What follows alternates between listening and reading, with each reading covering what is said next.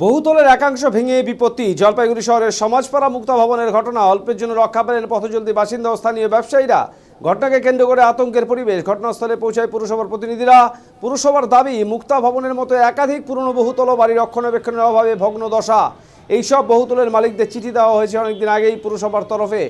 এরপরেও মালিক পক্ষ যদি প্রয়োজনীয় ব্যবস্থা গ্রহণ না করে, জেলা প্রশাসনের নির্দেশে আইনি ব্যবস্থা নেওয়া হবে বলে দাবি পুরসভার। মঙ্গলবার সন্ধ্যের পর জলপাইগুড়ি শহরের মার্চেন্ট রোডের সমাজপাড়া এলাকায় প্রচুর মানুষের জমায়েত হয়। এই সময় সমাজপাড়া মোড়ের মুক্তা ভবনের একাংশ ভেঙে পড়ে রাস্তায়। ভবনের নিচে থাকা পানের দোকানের ব্যবসায়ীরা অল্পের জন্য রক্ষা পান, দোকান ভেঙে যায়। এই সময় রাস্তা দিয়ে অনেক পথচলতি শহরবাসী যাতায়াত করছিলেন। বহুতলের একাংশ ভেঙে যেতেই সকলে নিরাপদ দূরত্বে সরে যান। স্থানীয়দের অভিযোগ, প্রায় দিনই মুক্তা ভবনের পাকা অংশ কার্নিশ ভেঙে পড়ে। এভাবে চলতে থাকলে বড়সড় দুর্ঘটনা ঘটে যাবে। প্রত্যক্ষদর্শী পানের দোকানের ব্যবসায়ী গদাইধর বলেন, আমি দোকান করছিলাম, সেই সময় ভেঙে পড়ে পাকা অংশ, আমি ভেতরে ঢুকে পড়ি।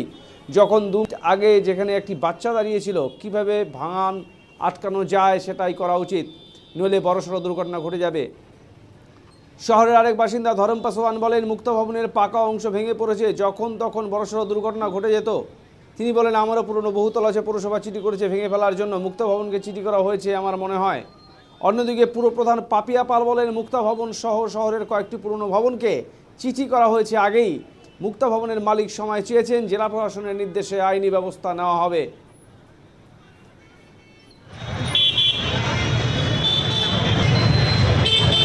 আপনার নাম? আমার নাম গদাই ঘোষ। হ্যাঁ, কি হয়েছে বলুন তো? এই তো কিছুক্ষণ আগে, মিনিট 10-15 আগে ওই উপর থেকে ভেঙে পড়লো চাগরটা মুক্তা ভবনে। আমি ভেতরেই ছিলাম, দোকানদারি করছিলেন? হ্যাঁ। আমি ভাবছি প্রথমে অন্য কিছু, এইটা ভেঙে পড়ছে, মাথা ছিল না। তারপর পরে মনে হলো যে এটা তো উপর থেকে ভেঙে পড়লো। ওই কিছুক্ষণ সময় পেয়েছি, ওই যে ওই কালো এইটা কার্নিশটা আছে, আমি কার্নিশটার নিচে ঢুকিয়ে গেছি, এবং মাথাটা ঢুকিয়ে দিয়ে পেছনটা বাইরে আমার এই অবস্থা। তারপরে বেরিয়ে আসলাম। এই তো। কেউ কি ছিল সেই সময়? এই সময় কিছুক্ষণ আগে একটা ছেলে ছিল, বাচ্চা ছেলে, একদম মানে 2 মিনিটে হয় না, 2 মিনিটে ছেলেটা আমার দোকান থেকে গেল, গিয়েই এই ঘটনা। আপনার দোকানটা তো ক্ষতি হয়েছে? দোকান তো পুরো ভেঙে গেছে। বলছি, আপনাদের বড় সড়ো ঘটনা ঘটতে পারতো? একদম অনেক কিছু হতে পারে, অনেক মৃত্যু। বিল্ডিংটা কি অবস্থা? বিল্ডিংয়ের অবস্থা দেখতে পাচ্ছেন তো, দেখেন না কি অবস্থা। বিল্ডিং তো একদম মানে প্লাস্টার প্রায় পড়ে। আজকে না, অনেক দিন, এই তো দিন 20 আগে, 1 মাস আগেও একটা ছোটো একটা পড়ছে, চাকর ভেঙে পড়ছে। কি নাম? মাঝে মাঝেই পড়ে। কি নাম বিল্ডিংটা? মুক্তা ভবন। আপনারা কতটা আতঙ্কিত? যে কোনো সময়, যে কোনো জায়গায়, যে কোনো সময় রাস্তার মধ্যে পুরো লোক মরতে পারে। এখন কি চাচ্ছেন? এখন আমি কি চাবো, আমি বলছি যে এটাকে কীভাবে আটকানো যায়, এই ভাঙাটা যাতে না ভাঙে। কোনো কিছু চাচ্ছেন যে পৌরসভা এটাকে যারাই দায়িত্বে আছে তারাই দেখুক এটা। যে কোনো সময়, যে কোনো মুহূর্তে যে কোনো মানুষ মারা যেতে পারে। আপনার নিচে কিসের দোকান?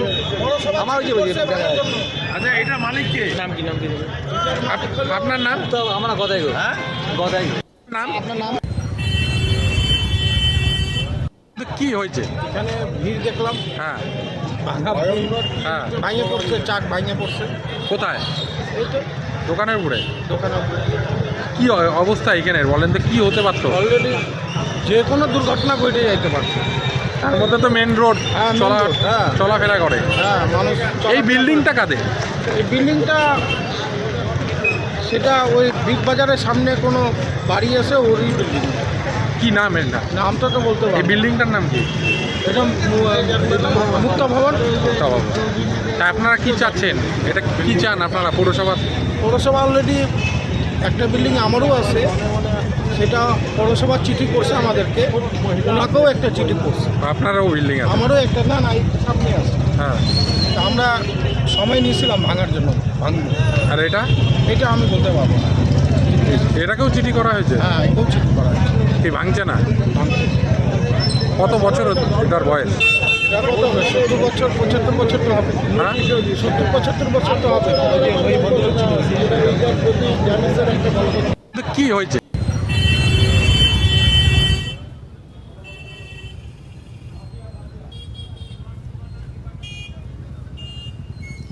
এই প্রসঙ্গে জলপাইগুড়ির পুরপ্রধান পাপিয়া পাল বলেন, মুক্তা ভবন সহ শহরের কয়েকটি পুরনো ভবনকে চিঠি করা হয়েছে আগেই।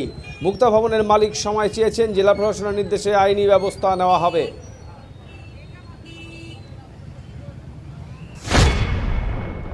শহরে বেশ কিছু বিপজ্জনক বাড়ি এইরকম রয়েছে। এরকম বেশ কিছু বিল্ডিংকে কিন্তু আমরা অলরেডি বারবার নোটিশ করেছি ভেঙে ফেলবার জন্য, এবং সেক্ষেত্রে এই বাড়িটিরও আমরা নোটিশ করে দিয়েছিলাম। কোন বাড়ি? মুক্তা ভবনের বাড়ির জন্য আমাদের বিপজ্জনক বাড়ি বলে আমাদের চিহ্নিত করে আমরা কিন্তু অলরেডি দুবার আমরা নোটিশ করেছি। সেক্ষেত্রে আমরা এই কপি জেলা প্রশাসনের কেউ জানিয়েছি যে শহরের মধ্যে কিছু বাড়ি আছে যেগুলো বিপজ্জনক অবস্থায় রয়েছে। ওনারা একটা চিঠির উত্তর আমাকে হয়তো একটু দেখে নিতে হবে, ওনারা বোধহয় একটা উত্তর দিয়েছিলেন যে ওনারা কিছুটা সময় চেয়ে একটা চিঠিও করেছিলেন। সেক্ষেত্রে এই ধরনের ঘটনা আমি এক্ষুনি একটু আগে আপনাদের কাছে শুনলাম, এবং আমার পুরসভার গেছে, ওখানে স্থানীয় কাউন্সিলর ভাইস চেয়ারম্যান গেছেন ওখানে। এটাই বলবো যে পরবর্তী পদক্ষেপ আমরা কি নেব, এবং এক্ষেত্রে বারবার নোটিশ করার পরেও বাড়ির মালিকরা সেভাবে সাড়া দিচ্ছেন না, ওনারা টাইম চেয়ে চিঠি করছেন। সেক্ষেত্রে পরবর্তী আইনানুগ কী ব্যবস্থা নেওয়া যায় জেলা প্রশাসনের সঙ্গে কথা বলে নিশ্চয়ই আমরা পরবর্তী পদক্ষেপ গ্রহণ করব। তা কিন্তু মুক্তা ভবনের পাশ দিয়ে সেই জায়গায় কিন্তু একটা আতঙ্ক